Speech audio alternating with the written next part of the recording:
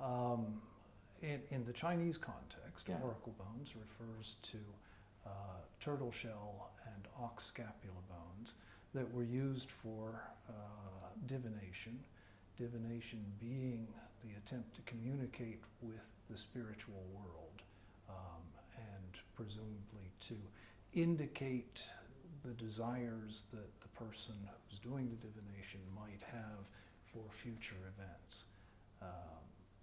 It's a form of divination that's known all across a band from Central Asia through northern Canada. Must have crossed across the Bering Straits at some time. Shows up in China from the 3rd millennium BC. But the oracle bones, and indeed was continued to be practiced, the latest records we have of oracle bone divination actually go into the ethnographic present.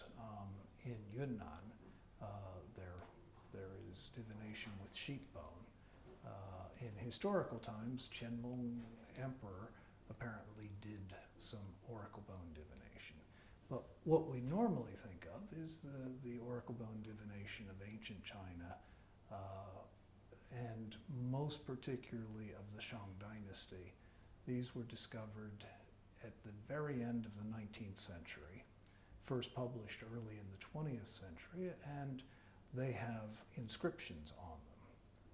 And the inscriptions are the earliest form of writing known in the Chinese context. The inscriptions contain, for the most part, the records of the divination. So from that, it is possible to reconstruct something of the divination process, and branching out from that, something more about the history of the period. This divination continued to be practiced through the Zhou dynasty, though we have fewer records than we do for the Shang dynasty, the Zhou dynasty being the dynasty that followed the Shang. We have some records in traditional text of divination practiced with turtle shell and ox bone. We have the famous story from the Zhuangzi, probably in the late 4th or early 3rd century BC, that Zhuangzi was fishing by the Po River, and the king of Chu sent an emissary to ask Zhuangzi to be his chancellor of state. And without turning his head to the back, Zhuangzi said, "I understand that you in Chu have a very famous turtle that you use for divination, and that each time you want to do a divination, you take the turtle out of its silks and you perform considerable rituals around the turtle, and then you use it for divination." And the emissary from Chu allowed as to how, yes, that was correct. And Zhuangzi then asked him, "Tell me, would that turtle rather be alive and dragging its tail in the mud, or would it rather be dead and used with great veneration in the conduct of divination?" And the emissary, of course, allowed as to how it would rather be alive and dragging its tail in the mud. Zhuangzi said, "Go away and let me drag my tail in the mud here in the Po River." So from that, it's a cute story, tells us a lot about Zhuangzi, but what it also tells us is that divination was still conducted in the Chu court around about 300 BC.